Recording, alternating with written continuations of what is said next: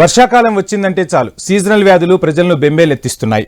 ముఖ్యంగా dengue, malaria, diarrhoea లాంటి వ్యాధులు విజృంభిస్తున్నాయి. 2 రోజులుగా వర్షాలు పడుతున్న తరుణంలో అధికారులు, ప్రజలు అప్రమత్తంగా ఉండాలని సూచిస్తున్నారు. ఇక డాక్టర్ రవికుమార్ ప్రజలు ఎంత అప్రమత్తంగా ఉంటే అంత మంచిదంటూ చెబుతున్నారు. నగరంలోని రోడ్లు, కాలువలను శుభ్రపరిచి ప్రజలకు సీజనల్ వ్యాధులు రాకుండా తగు చర్యలు తీసుకోవాలంటున్నారు. నీటి నుంచి వచ్చే డయేరియా, దోమల ద్వారా వచ్చే మలేరియా బారిన పడకుండా జాగ్రత్తలు తీసుకోవాలంటున్న డాక్టర్ రవికుమార్తో మా ప్రతినిధి ప్రవీణ్ ఫేస్ టు ఫేస్.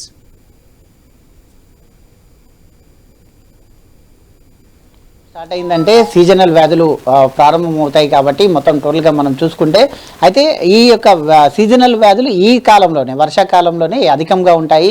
అయితే చిన్నపిల్లల్లో కానీ ఇటు పెద్ద పిల్లల్లో కానీ ఎక్కడ చూసినా కానీ హాస్పిటల్లో కూడా ఈ టైంలో ఫుల్ఫిల్గా ఉంటాయి. కాబట్టి ఈ అంశం పైన మాట్లాడడానికి మనతో పాటు రవి హాస్పిటల్స్ ఎండి రవికుమార్ సార్ గారు ఉన్నారు.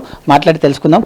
సార్ అయితే చెప్పండి, ఈ యొక్క వర్షాకాలం సీజన్లో ఎక్కువగా అయితే ఈ యొక్క సీజనల్ వ్యాధులు వస్తుంటాయి కాబట్టి మెయిన్గా సీజనల్ వ్యాధులు రావడానికి కారణం ఏమండి? ఈ సీజనల్ వ్యాధులు వర్షాకాలంలో చాలా ఎక్కువ అండి. ఈ కాలంలో మనము రెస్పిరేటరీ ఇన్ఫెక్షన్స్, గ్యాస్ట్రోఎంటరైటిస్ ఇన్ఫెక్షన్స్ చాలా కామన్గా చూస్తూ ఉంటాం. పిల్లల్లో ఈ టైంలో టాన్సిలైటిస్ కానీ, సైనసైటిస్ కానీ, లోయర్ రెస్పిరేటరీ ట్రాక్ ఇన్ఫెక్షన్ కానీ చాలా అధికంగా చూస్తూ ఉంటాము. ఈవెన్ అడల్ట్స్లో కూడా, పెద్దల్లో కూడా చాలా ఎక్కువగా కనిపిస్తూ ఉంటుంది.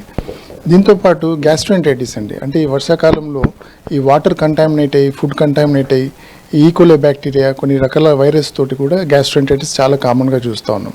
వాటితో పాటు వాంతులు, మోషన్స్, కడుపులో నొప్పి, నీరసము, అధికమైన ఫీవర్ ఇలాంటి లక్షణాలతోటి అడ్మిట్ అవుతూ ఉంటారు. వీటితో పాటు హెపటైటిస్ అండి, అంటే liver infections, hepatitis A, hepatitis B కూడా చాలా కామన్గా చూస్తూ ఉన్నాము. సో ఈ సీజనల్ వేరియేషన్ అనేది మెయిన్లీ ఈ వర్షాకాలం స్టార్టింగ్లోనే ఎక్కువగా చూస్తూ ఉంటాం. సార్ మెయిన్గా చూసుకుంటే వర్షాకాలంలో దోమల నుండి కానీ అయితే మలేరియాలు అవి గిట్ట వస్తుంటాయి. చిన్నపిల్లలు గిట్ట ఎక్కువగా సఫర్ అవుతుంటారు కాబట్టి వైరల్ ఫీవర్స్ గట్ట వస్తుంటాయి కాబట్టి ఎలా ఉంటుంది సార్ ఈ వర్షాకాలం స్టార్టింగ్లో దోమల కన్నా కూడా కొద్దిగా ఈ తగ్గుముఖం పట్టే క్రమంలో మాత్రం ఈ దోమలు విపరీతంగా పెరిగి వాటితో వచ్చే ఈ డెంగ్యూ కానీ, మలేరియా కానీ చాలా అధికంగా చూస్తూ ఉంటాము. ఈ దోమలతో వచ్చే వ్యాధులు మాత్రం చాలా కామన్. అంటే ఈ వర్షాలు ఆగిపోయిన వెంబడే ఈ దోమలకు సంబంధించిన వ్యాధులు ఎక్కువగా ప్రబలిస్తూ ఉంటాయి అన్నమాట. సార్ మెయిన్గా చూసుకుంటే వాటర్ వల్ల ప్రాబ్లమ్స్ కూడా వస్తుంటాయి. అయితే వాటర్ వల్ల డయేరియా లాంటి కూడా వస్తుంటుంది. ఫుడ్ ఇన్ఫెక్షన్స్ గిట్ట అవుతుంటాయి ఈ కాలంలో ఎక్కువగా ఒకట. కాబట్టి ఎలాంటి జాగ్రత్తలు తీసుకోవాలి? ఈ గ్యాస్ట్రోఎంటరైటిస్ అనేది డయేరియా, వామిటింగ్స్ని మేము గ్యాస్ట్రోఎంటరైటిస్ అంటామండి. కానీ ఫుడ్, వాటర్ కంటామినేషన్ అనేది చాలా కామన్. ఇంకోటి, ఈ వాటర్ మాత్రం కంపల్సరీ ఫిల్టర్ చేసిన వాటర్, కాస్త కాచి చల్లార్చిన వాటర్ మాత్రం కంపల్సరీ తీసుకోవాలి. ఈ బయట ఫుడ్ తినడం మాత్రం ఈ సీజన్లో కంపల్సరీ అవాయిడ్ చేయాలి. మీరు ఎంత బాగున్నా కూడా ఏదో ఒకమైన బ్యాక్టీరియా కానీ, వైరస్ కానీ ఎంటర్ అయ్యే ఛాన్స్ ఉంటుంది. మనం ఎంత మంచి ఫుడ్ తిన్నాం అనుకున్నా కూడా దాంతోపాటు గ్యాస్ట్రోఎంటరైటిస్తో సఫర్ అయ్యి అడ్మిట్ అయిన వాళ్ళు చాలామంది ఉన్నారు. మెయిన్గా చూసుకుంటే ఇటు చిన్నపిల్లలు కానీ, చిన్నపిల్లల్లో వచ్చేటటువంటి ఈ యొక్క సీజనల్ వ్యాధులు కానీ, అటు పెద్ద వయసు వచ్చిన తర్వాత వాళ్ళ వచ్చే వ్యాధులు కానీ ఏ విధంగా ఉంటాయి సార్? పిల్లల్లో ఎక్కువ ఈ వైరల్ రిలేటెడ్ గ్యాస్ట్రోఎంటరైటిస్ చాలా కామన్ అండి. ఇంకోటి వాళ్ళకు పిల్లల్లో తీవ్రత ఎక్కువ ఉంటుంది. వాళ్ళు తొందరగా డిహైడ్రేషన్కి లోని చాలా అస్వస్థకు గురవుతూ ఉంటారు. పెద్దల్లో కాస్త అడల్ట్స్లో మాత్రం కొద్దిగా సివియారిటీ తక్కువ ఉంటుంది. సేమ్ అదేవిధంగా వృద్ధుల్లో ఇది కూడా సివియారిటీ చాలా ఎక్కువ. పిల్లల్లో ఏ విధంగా చూపిస్తుందో వృద్ధుల్లో కూడా అదే విధంగా చూపిస్తుంది అన్నమాట. సార్ మెయిన్గా ఈ సీజనల్ వ్యాధులు ప్రబలకుండా ఉండాలంటే ఎలాంటి జాగ్రత్తలు తీసుకోవాలంటారు? చిన్నపిల్లల విషయంలో కానీ, పెద్దవాళ్ళ విషయంలో కానీ, మొత్తం టోటల్గా అందరూ కూడా ఈ సీజనల్ వ్యాధుల బారిన పడకుండా ఎలాంటి జాగ్రత్తలు? ఈ సీజనల్ వ్యాధులు ఎస్పెషల్లీ రైనీ సీజన్లో మాత్రం కంటామినేషన్ అండి. వాటికి కావాల్సిన main contamination water and food contamination. రెండు రీజన్స్ వీటితోనే ఎక్కువగా ప్రబలిస్తూ ఉంటాయి.